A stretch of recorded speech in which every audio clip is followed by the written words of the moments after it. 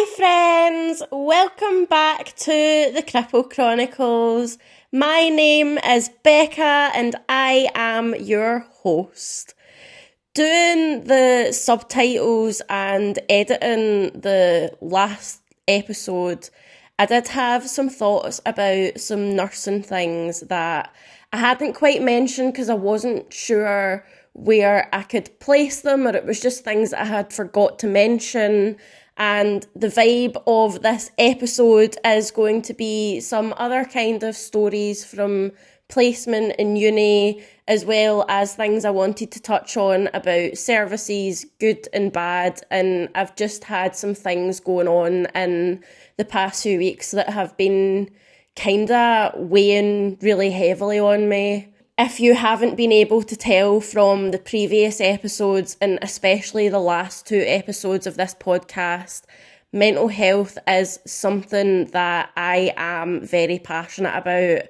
And I have had a few conversations with different friends over the past few weeks that have made me think about some stuff that I thought it's good to kind of bring up, open a conversation with the lovely people that are listening to this. I was considering just not even really doing an intro today and just getting properly into it. But do you know what? Here I am. So I'm going to plug the plugs and then we're going to do it. All right. So if you prefer to watch your podcasts, it is available on YouTube, youtube.com/Cripple Chronicles pod. Please follow me on Instagram and TikTok at Cripple Chronicles Pod. Rate and review. Send me an email to cripplecchroniclespod@gmail.com. How many times can I say Cripple Chronicles Pod in the space of like 30 seconds? Don't know. Count. But yes, let's just get into it.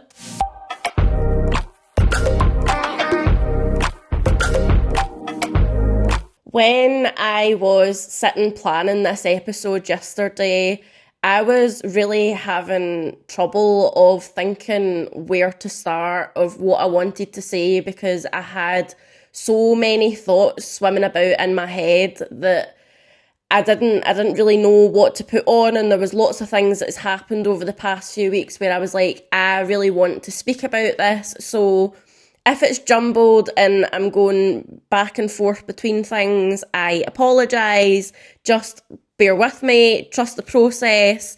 I do kind of have a structure in front of me that I'm going to try and follow, but even when I started doing the introduction there was some things that popped into my brain that I haven't written down, and I feel like I'm going to forget them until I'm not speaking about it anymore and then have to come back to it. But that's just where we're at today. That's what's happening in my brain. So we're just going to roll with it because I'm still here and I'm still recording and I'm still going to get everything done to meet my deadline for this episode coming out. And that is the most important thing. I feel like there has been quite a few things going on, and I was going to say recently, but it is just a constant, like, one thing ends and another begins, and that feels like it's just kind of the process of life. But I'm sure it's meant to feel easier than this. Like, it shouldn't be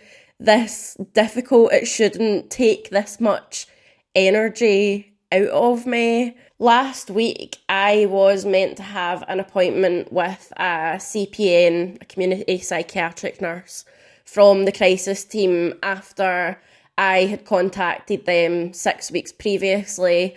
I think I touched on it in maybe a few episodes that I had contacted them, and it was something that I was actually kind of anxious about doing. I had got a letter through offering me an in-person appointment because they had said that in the interim, whilst I wait to come to the top of the psychology waiting list, that they can possibly offer me a CPN to like check in. Because this appointment was an in-person appointment, like I technically could get to the mental health team on public transport. However, the only times I have been near it, I have had to climb upstairs, or I know that there's a bit of a hill, and it's just things that right now I don't have the time to go kind of scope out before the time of the appointment. So I had phoned them to request a phone appointment. And after I had made that phone call, I kind of thought that was it, done and dusted, like that they would phone me when my appointment was meant to be. However, the nurse then phoned me last Monday just to confirm that it was a telephone appointment, and she had asked, like, well, why can't you come in person?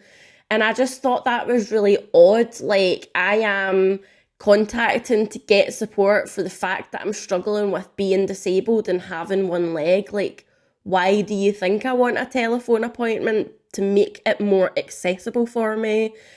So that was that, and on Tuesday I spent a good few hours sitting trying to write down my thoughts, trying to identify what my issues were at the moment. And the thing that I was coming to the conclusion of was that all of the feelings that I am struggling with right now is rooted in the trauma of the things that I have been through, that I have not been able to properly process, that I need support to be able to process them.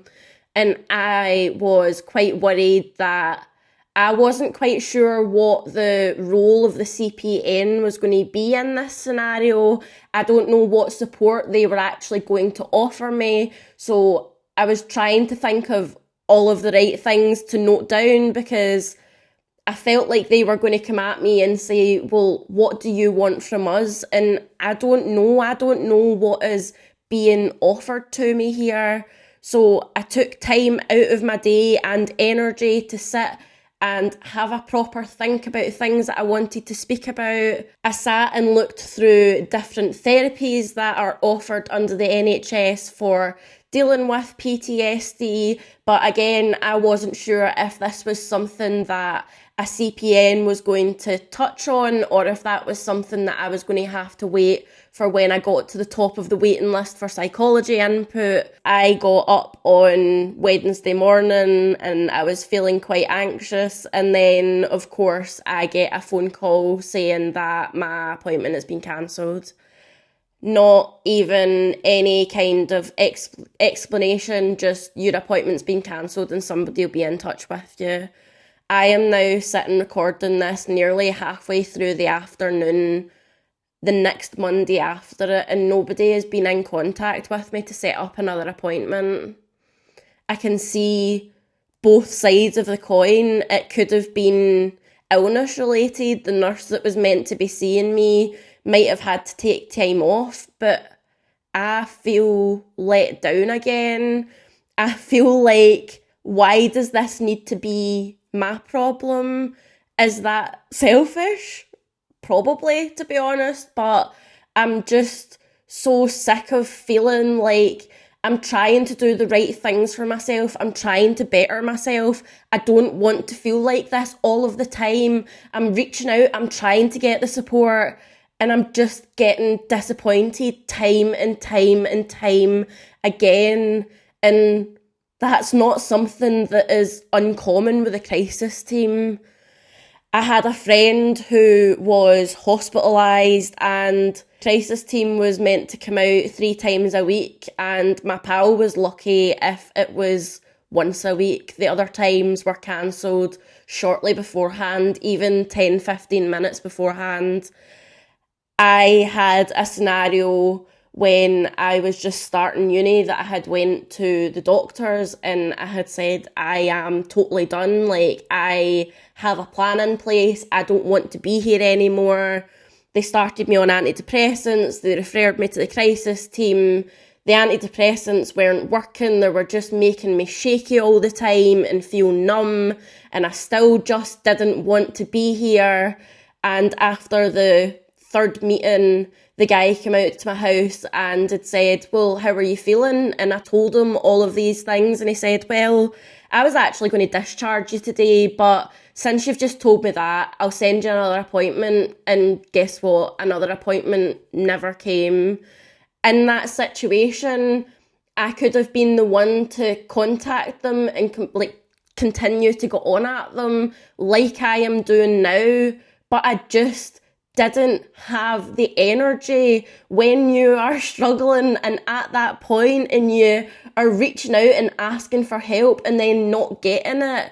It feels like it confirms those feelings that you're not deserving of it, that you don't deserve the help, that this is somehow my fault and that I just need to constantly feel like that. And I'm not in that place anymore. I'm not in that headspace anymore where I'm just going to accept being constantly let down by the services. But it is so tiring.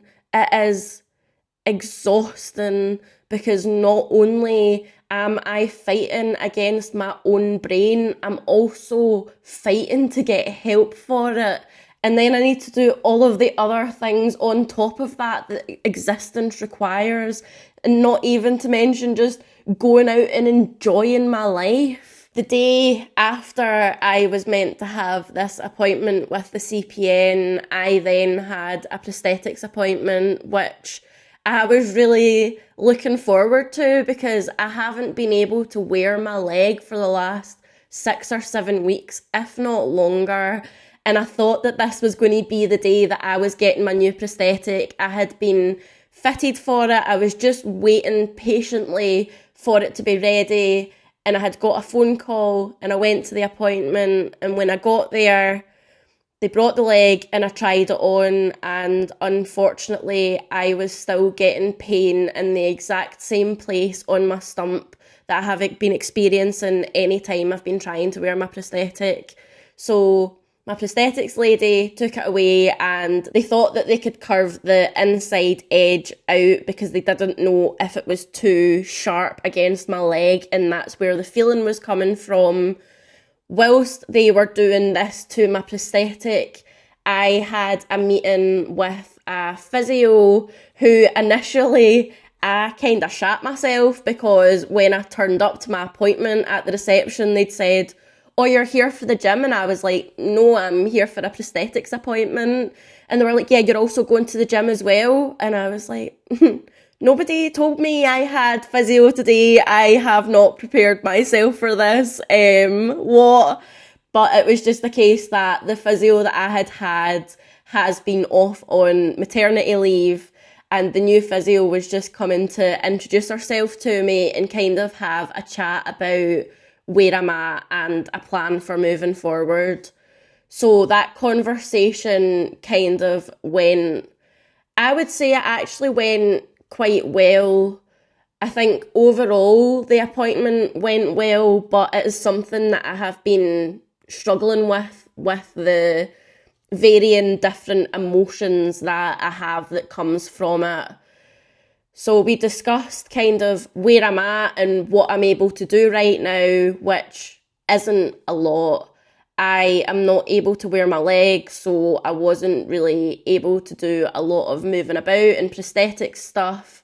I have been trying to do exercises, but some days I just forget, and I am trying to kind of get myself into more of a routine where I am doing my exercises every single day. She spoke me through some other exercises that I can do that don't require me to have my leg on. We then started discussing the fact that I was meant to be moving from a straight leg prosthetic to a free moving knee.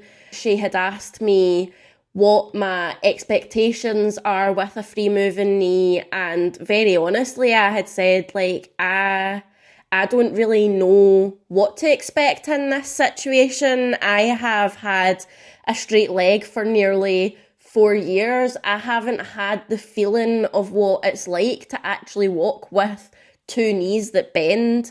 So I don't really know what to expect, and going into it, I don't really have any expectations. My main goal is that I am able to walk unaided with my prosthetic, with no walking sticks or anything, whether that be a locked prosthetic or a free moving knee prosthetic. She had said with the progression from the straight prosthetic to the free moving knee, it can be quite a setback, There are a lot of things that you need to consider. It's a lot more brain energy because you're having to think about how much weight you're putting through the prosthetic for the knee to move. You're having to think about where your foot is landing when you're walking, because if you don't have it in the right position and you put the weight through it wrong, then there is more risks of falling. And during this conversation, I had said to her that right now I really feel like I need input from a psychologist or the mental health team before I start to progress onto the free moving knee. Not only that, I think I need to get my socket issues fitted and then get back to using the leg that I have been using for the past few months, because I can't just get the socket fixed and then progress to the free moving knee, because that isn't going to do me any favours. And we were kind of in agreement that that was the best plan moving forward. She had said that if there is anything that I'm worried about, that I need to speak to them about, then just to give them a phone, that I can go up to the gym at any time to do different things. She had also taken a look at my remaining knee, and we were talking about the movement in that, because recently when I've been moving about, I have been getting a bit more pain, and I think it is a case that it's just my knee isn't used to being in those positions. And she kind of had a feel about of it whilst I was moving. We did some exercises of me like pushing it against her and pulling it back and seeing what the strength of my leg was like. And then she had sat at the side and she had asked me to bend my knee. And when she looked at it, she was like, that's probably about 80 degrees. And that is absolutely wild to me. Like, that is such a massive achievement. Like, that is only 10 degrees off of normal range of movement. And initially, I couldn't even bend my knee 20 degrees. A year ago, when I got my leg amputated, it was probably sitting about 45 degrees, and I didn't even know if there would be a point where I would get it past that. And I'm nearly back at normal range of movement. Like, that is such a fucking recovery win right there. The prosthetics lady then came back with my new leg after she had made some adjustments, and I put it on. But as soon as I put it on, the pain was still there. And when she had came back, I told her that, and I kind of tried to have a walk with it on. I had thought that maybe because I had a thick sock on with it, if it was maybe a case that I needed a thinner one, and that's where the pressure was coming from.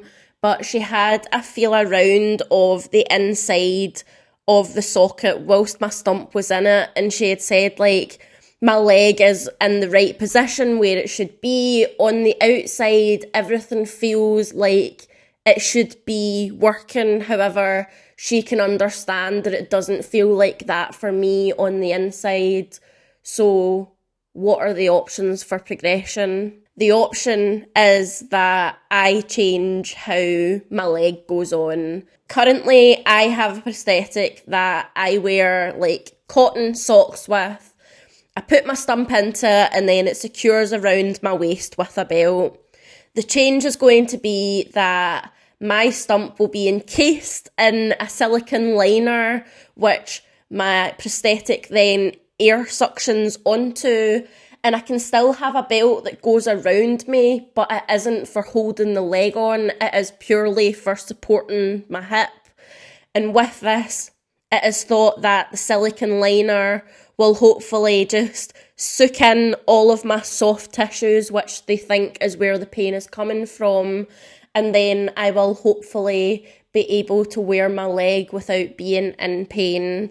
However, they were very upfront and honest with me that this might help, but it also might not. The other downside is that with this, it means that I need to go for an appointment next week to get the liner and get cast for my prosthetic, which I don't know if I have mentioned before how the casting works. If I have, then sorry, you're just going to have to listen to it again. If not, here we go, obviously. But it's basically when you break a bone and you get a plaster cast on your arm, it is the same stuff they use for that.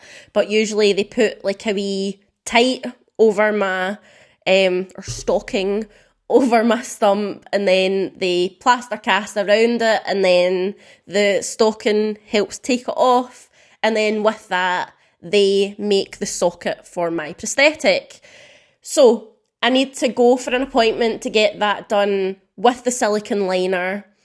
Then it will be probably 4 to 6 weeks for them to make a prototype leg, which I will then need to get an appointment to go back in to see if this leg properly fits me before they then go away and take another month or so to make me my final leg. So it is looking at probably 2 months before I am going to have a prosthetic.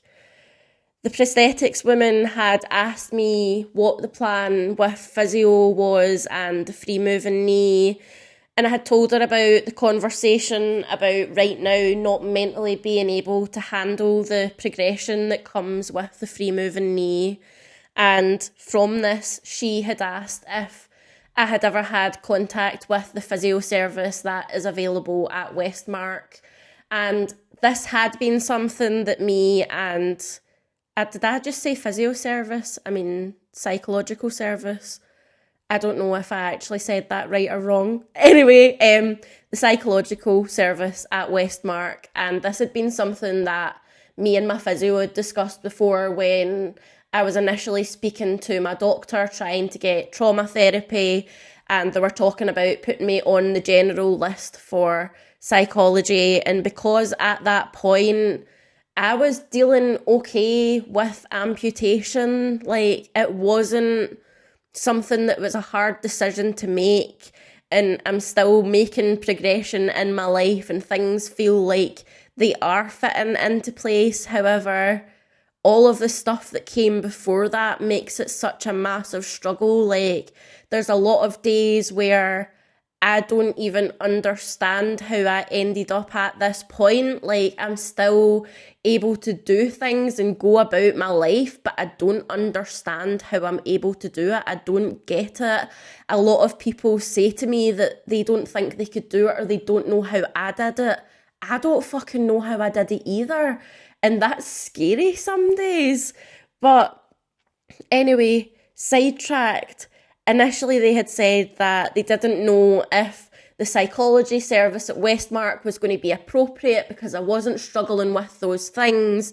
And they also thought that I wouldn't be able to get psychology input from both Westmark and the general mental health team. So I had to make a choice of, do I deal with just the amputation stuff, or do I go on to the general waiting list and try to get a hold on all of the different things that are going on with me?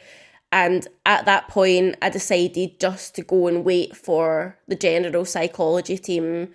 However, with the discussion from the prosthetics lady, she had said that she thinks that I potentially could get input from the psychology team at Westmark. So she is going to speak to them, and hopefully they should be in contact with me if that is appropriate. I came home feeling really conflicted. I spent a lot of the day bouncing between feeling content that there was a plan in place for my recovery. Although things were moving slowly, they were still moving forward. But it also just made me really sad that it's going to be potentially another 2 months without a leg. What does that mean for my recovery? How much does that set me back? Does it then feel like I'm going back to where I was before? Do I need to go back to using 2 walking sticks instead of 1 walking stick because I'm not as confident in myself, because I've not been able to repeatedly do that action to get myself comfortable with it? Am I going to hit the year anniversary of having my leg amputated and not have any prosthetic that I can wear, which I know is not the biggest deal. It's not the biggest problem, but it's still something that plays a part on my mind, because I think a big part of it is that I was told that I was going to be wheelchair bound potentially for the rest of my life, and we're making adaptations and things to my prosthetics so that it doesn't hurt me. But that feels like right now that is still a possibility. And when I think of it, like, that's okay.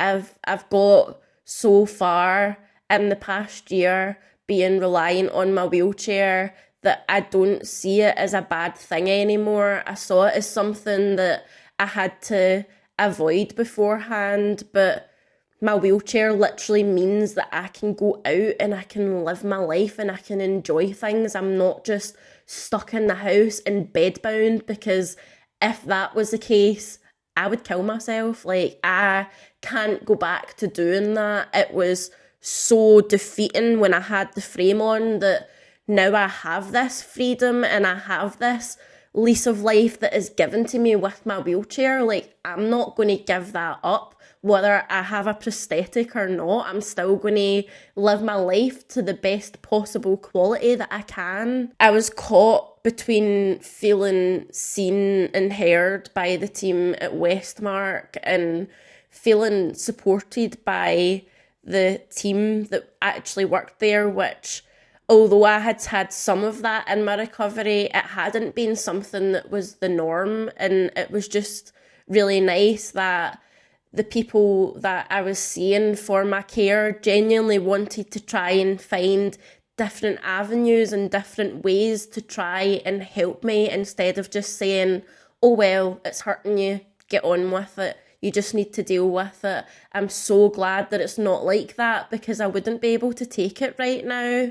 I realised on the day of the prosthetics appointment that it was 3 years ago to the day that I had had my first frame removed, something that for most of the day I wasn't consciously aware of it, but it was definitely there in the background, stirring a lot of anger inside of me.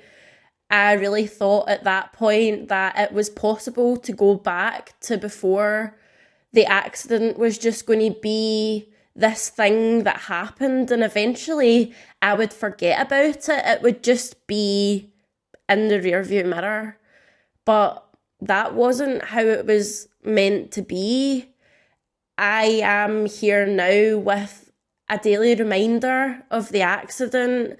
It's never going to be something that just happened, but something that totally changed my whole life.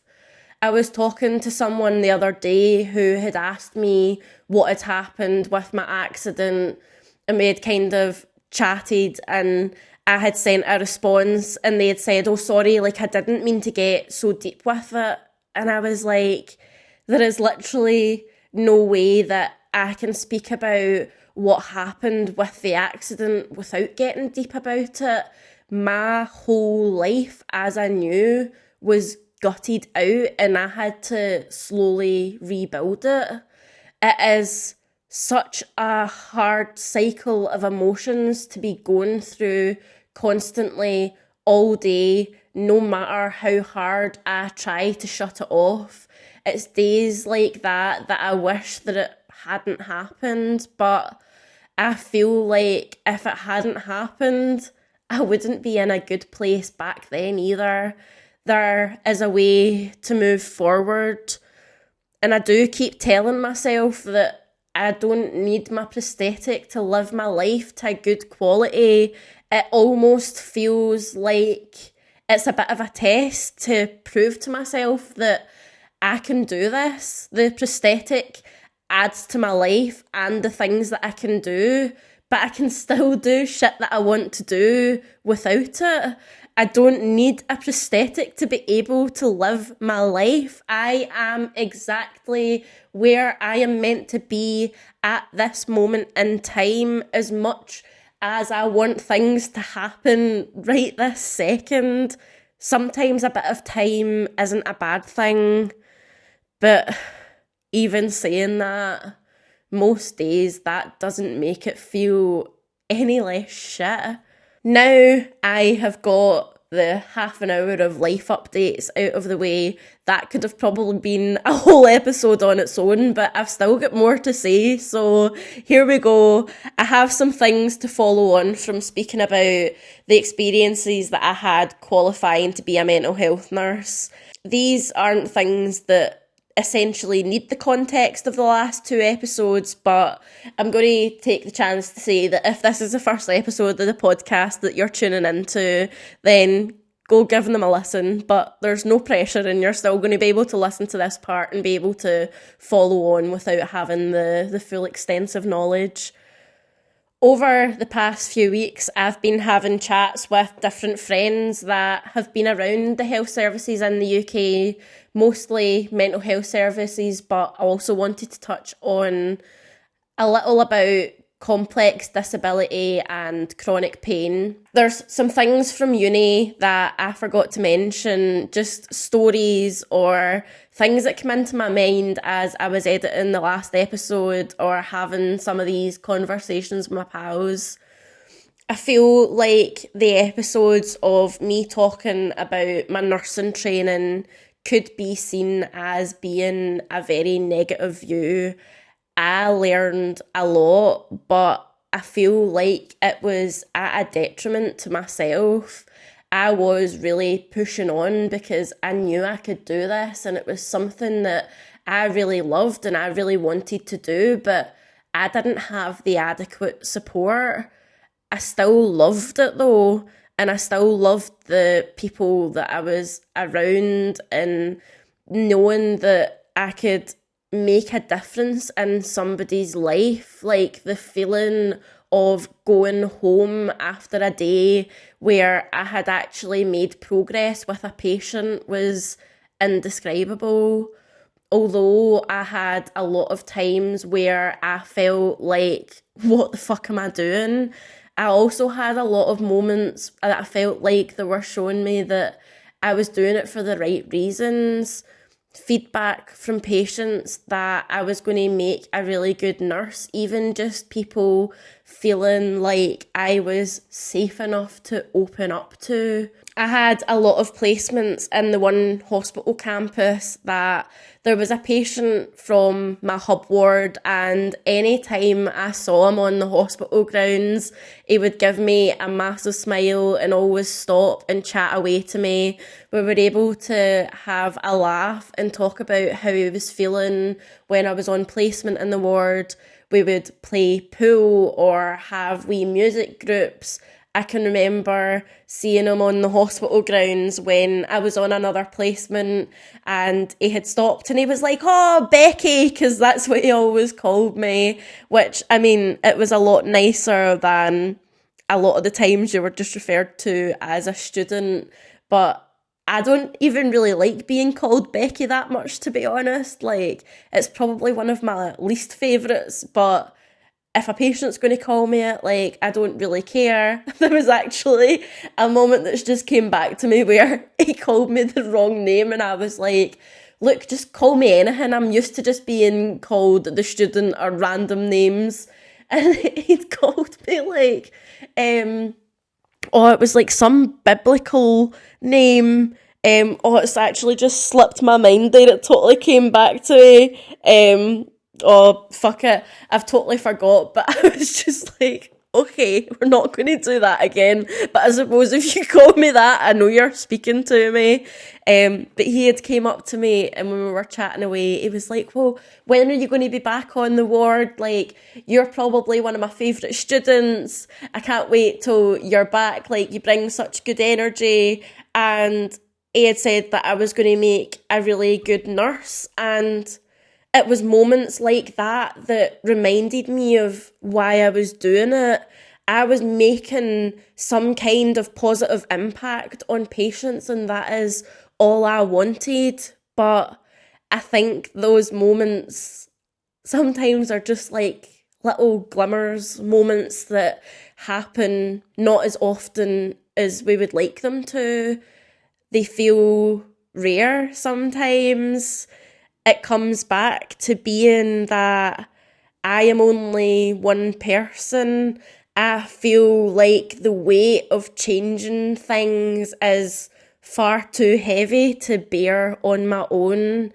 But I also know that sometimes when you are in that deep, dark place, that you just need one person that will listen to you and try and understand what is going on inside of your brain. One of the conversations that I had with one of my friends was actually around her experience of being sectioned, the way that she was treated by staff. The majority of them was disgusting, and that's not to say that there was a few that she had mentioned that did have genuine care and empathy, but the stuff that she told me while she was a patient just made me so sad to listen to.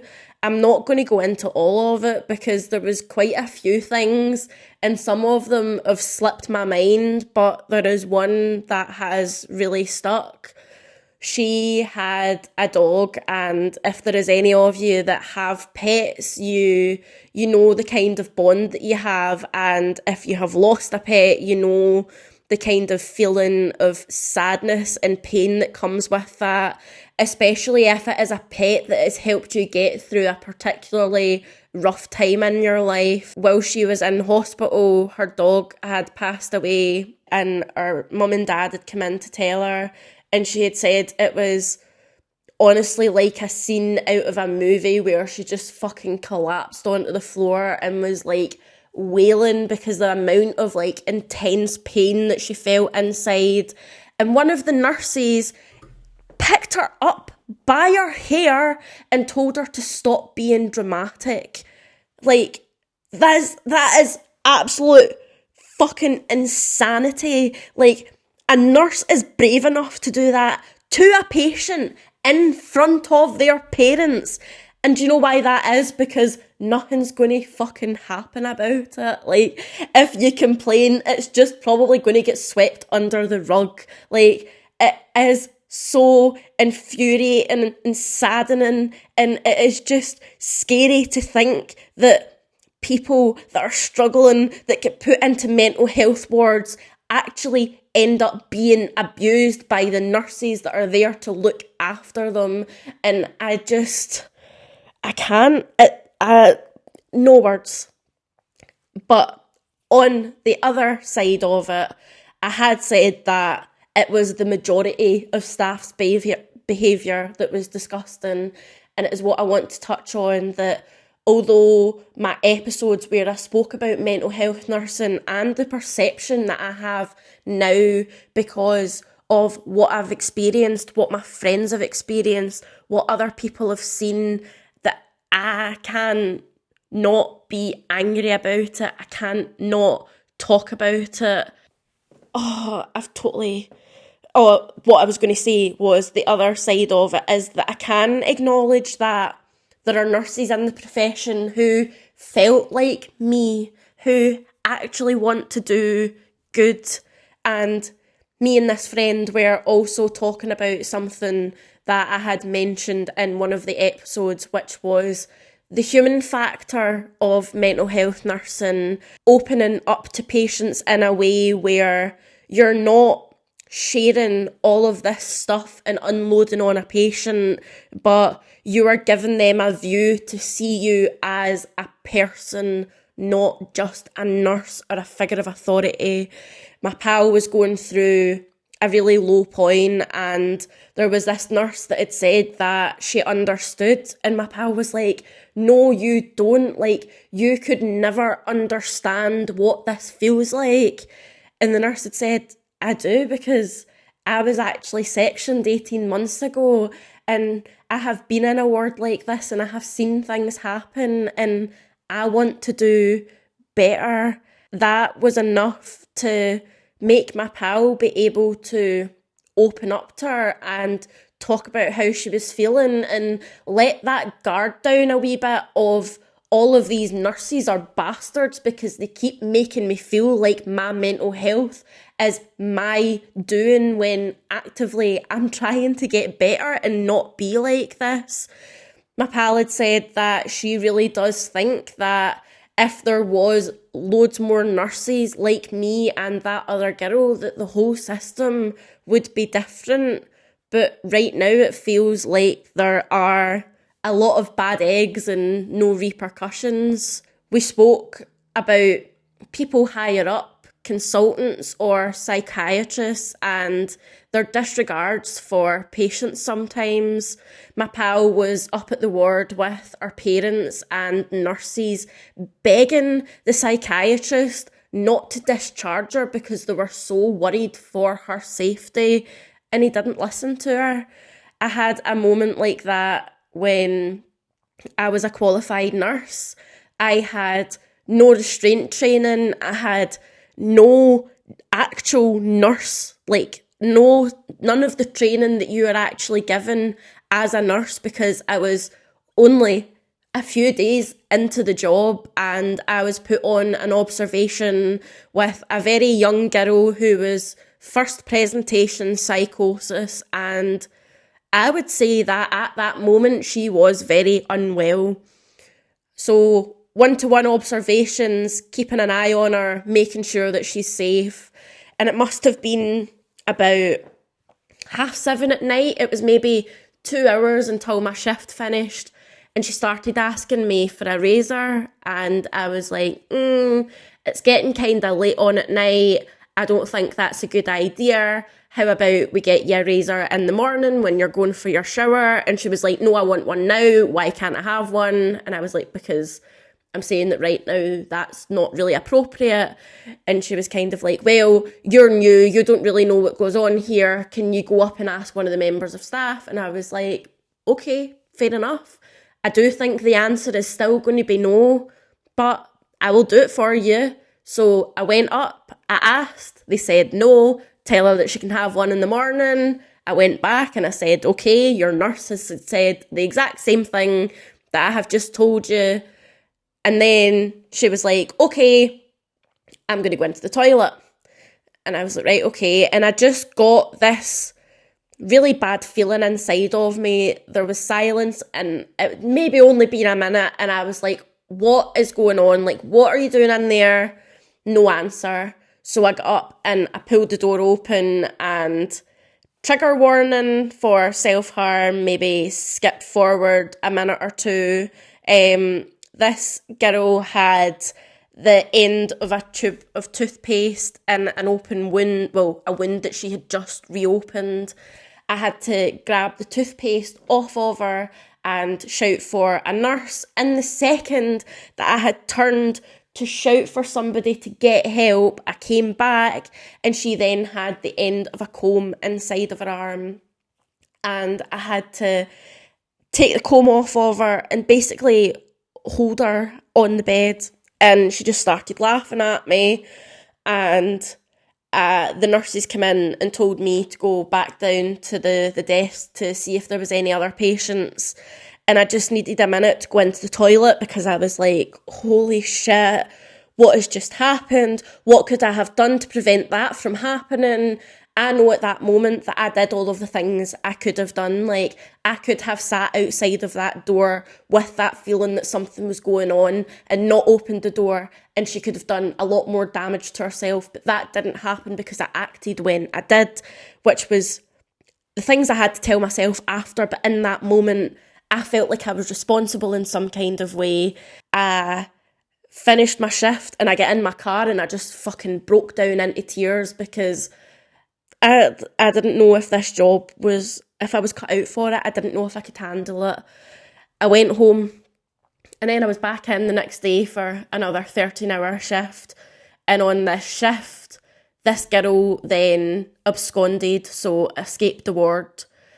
And I can't remember what happened when she was out of the ward, but the next day, the consultant came in and decided that he was discharging her, and I couldn't comprehend it. I was like, I have literally watched this girl self-harm. She's then absconded the ward. I don't feel like she is safe enough to be by herself, and they just discharged her. They just let her go, and that is so detrimental. And then it is coming back to what I was saying about my pal and the psychiatrist sending her home when there was nurses and parents begging them not to do it, she had then said, okay, I can't see that psychiatrist. And she was fucking tricked by the nurses and told that they had got a different doctor that was going to see her. And then when she walked into the room, it was that consultant that was in front of her. Like, why would you do that to a patient? They have openly told you that that is going to trigger something in them. And she chucked a chair, which, to be honest, I'm like, fair enough. You said that these things were going to happen if you had to see that psychiatrist, and they've put him in front of you, and then you have had that reaction. Like, what the fuck? It is wild. I can't wrap my head around it, and I know that it sounds very negative, but it is because it is negative. Like, as much as I want to sing the praises for the NHS and how good it is to have a free healthcare system, is it really that good when you get treated this way? And I know that there are nurses out there that would do anything to help their patients. They would never try to harm them. They try to do their best to the point that they run themselves into the ground. But it is overshadowed by the negativity, because the negativity of it is so much more damaging than that one good nurse that's only on 3 days a week. Everything about it makes me feel like they honestly couldn't give a shit if patients die. I had another conversation with Eleanor, as she has quite complex disability due to a lot of abuse and things that were not her fault. Like, she didn't ask for any of this. However, she is under a lot of various services for pain medication and all of the management of her complex disabilities. Recently, she has been trying to get more of a handle on her pain management and trying to get help for that. So she had reached out to her GP, and the GP has referred her to the pain management team. However, the conversation that she had with them is just so wild when I think about it. Like, she is looking for a single point of access so that it is easier to manage her medication. However, when put in contact with the pain team, she is told that they are actually a service that is only there to help manage short-term pain, and that currently there is no service for actively managing chronic pain, and that basically directing her to self-help, and that is a lot of what they focus on. And it's like, the focus is on self-help and getting people off of medication instead of actually finding medication that helps people to live their lives to a good quality. It is about cost and getting people off these meds because they cost the NHS money. There is so many different things and aspects that it's then just like, Eleanor was told, okay, well, sorry, there is actually no way for us to put all of this together for you to have a single point of access. You will just need to continue to go to all of the different consultants of the services that you're under for them to dish out your medication. And I'm like, see, as being a nurse and thinking about like multidisciplinary team meeting and how all of these things are meant to be coordinated, and that's not happening. You just get passed from pillar to post round different teams and specialities with little crumbs from each that don't even make a dent in the presenting problem. It goes back to something that I said in the last episode, that it feels criminal. It is scary. It's terrifying, People are being failed by the services and left to rot because of costs. There's not enough money for the NHS. There's not enough money to pay their nurses and healthcare workers the wages that they deserve, but they can spend millions of pounds on a coronation and planning to spend billions of pounds renovating the Parliament. Just fucking knock it down. Why do you need a Parliament building if that means that people die because of it? On the day that I had my CPN appointment cancelled, I was really fucking pissed off by it, if you can't believe, and I was looking at some stuff involving the reform of health services and things that they're trying to do to improve, like going back to having the same amount of beds that they had years ago, but then get rid of. But in looking at this stuff, I got sidetracked and started looking at statistics, and there are just under 1,500 suicides in England. It's either per year or like per quarter of a year. And then the rate in Scotland is said to be higher. Within that, 30% of the people who complete suicide have contacted the mental health services in the past 12 months. That is 450 people who were openly failed by services, and who knows how many more of those people tried to get help and they didn't have any kind of contact, so they weren't on any caseload, and it just makes me so fucking sad and angry to think about. There is one last thing I kind of want to do before rounding off this episode. At the end of episode 8, I read some poetry that I had written over the past few years that related to alcoholism and my relationships surrounding that.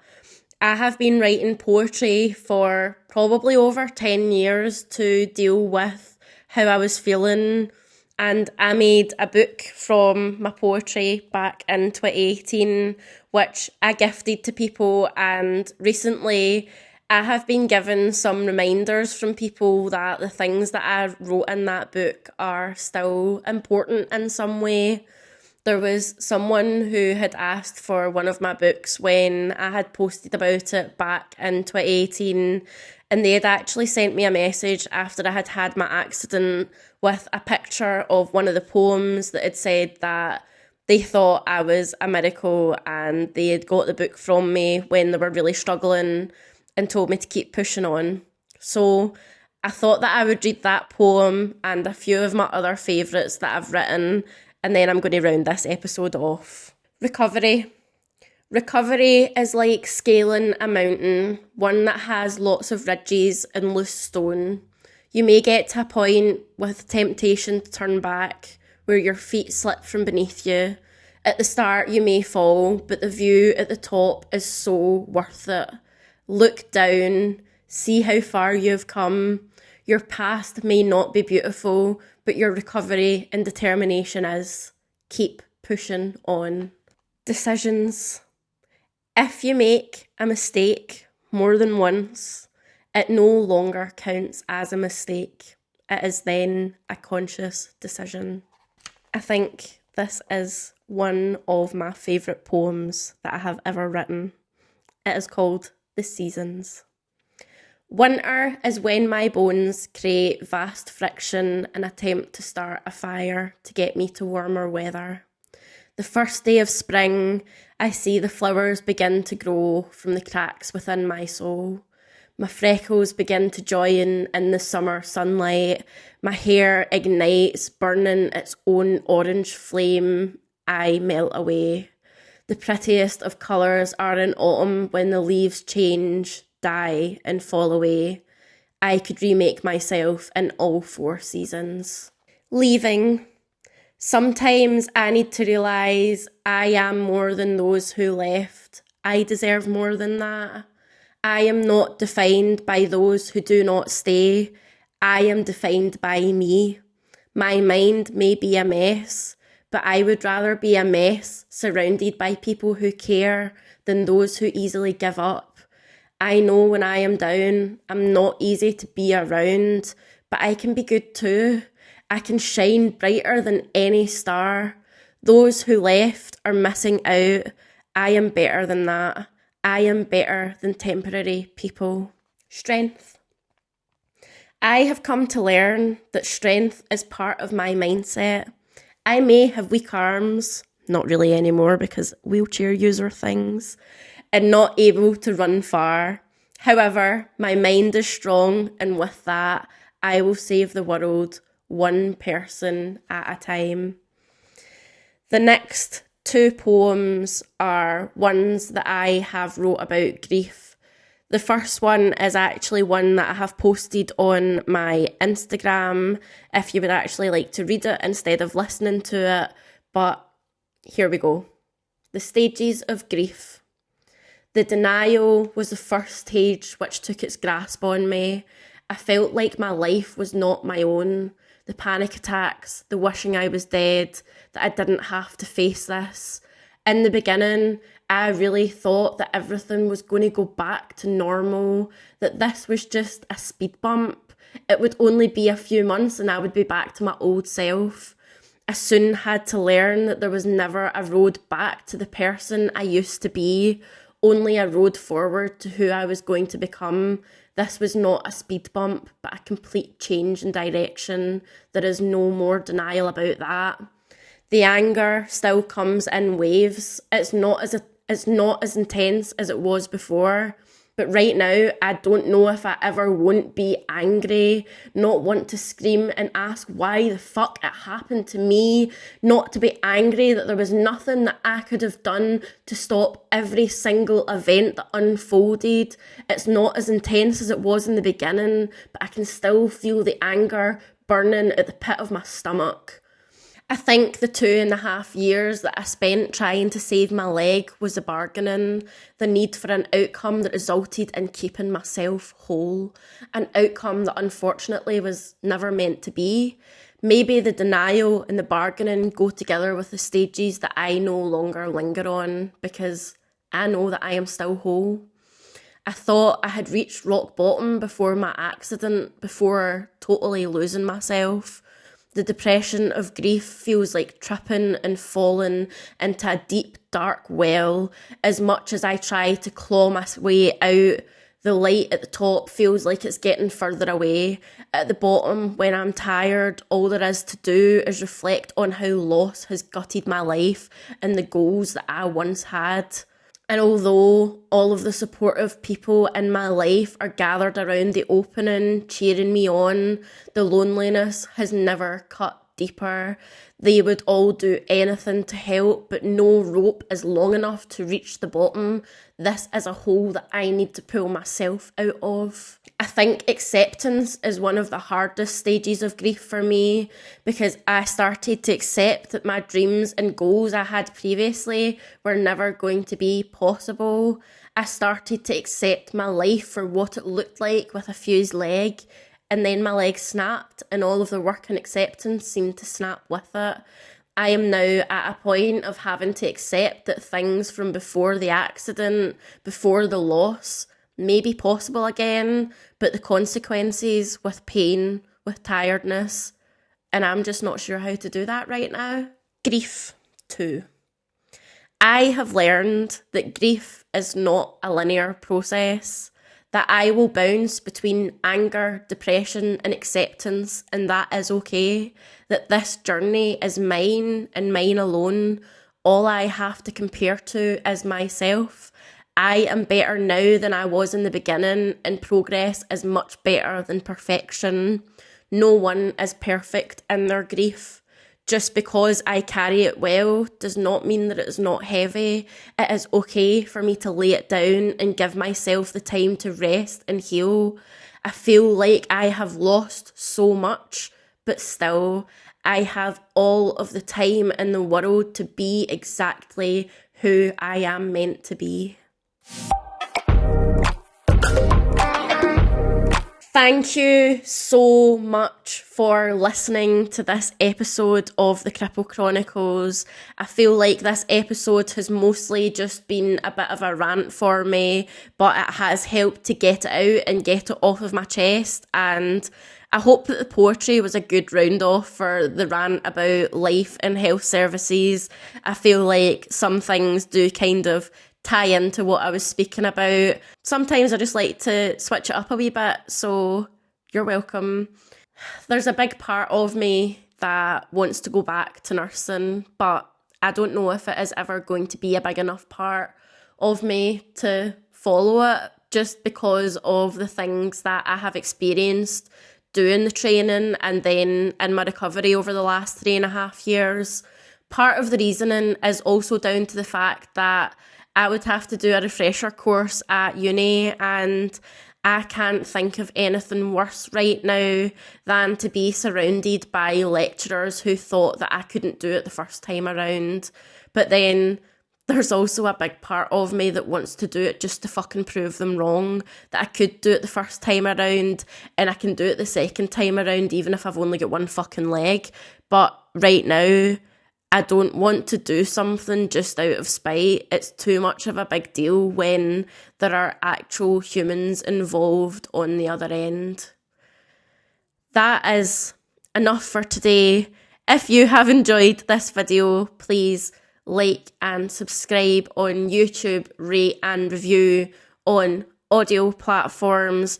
If there was anything that you would like to get in touch with me about, anything that you would like me to speak about, or just to tell me, please send me an email to cripplecechroniclespod@gmail.com. I actually got my first email to it maybe a few weeks ago, and it honestly made me smile so much that somebody had actually felt like they wanted to reach out and contact me and that I had made some kind of impact. I have had other messages where people have said that things resonated or that something that I said helped or made them think about things, and that's something that is important to me. Even if this episode has just been a bit of a rant, I hope that there's maybe just one thing that you take away from it. I'm not sure what it might be. Everybody's different. Take what you like, leave the rest. All that jazz. Anyway, this outro is beginning to be longer than the intro. I feel like I've missed something. I don't think I told you to follow me on the socials, on TikTok and Instagram at Cripple Chronicles Pod. Please have a lovely day, week, month, whatever. Look after yourself. Do you know what? Fuck it. Tell your family and friends that you love them, because shit happens sometimes and they deserve to hear it. That feels like it was maybe a wee bit more morbid than I wanted it to be. I wanted it to be a bit more cheery. But anyway, I'm now rattling on a lot of shit. If you're still listening, then you're a hero. Anyway, bye!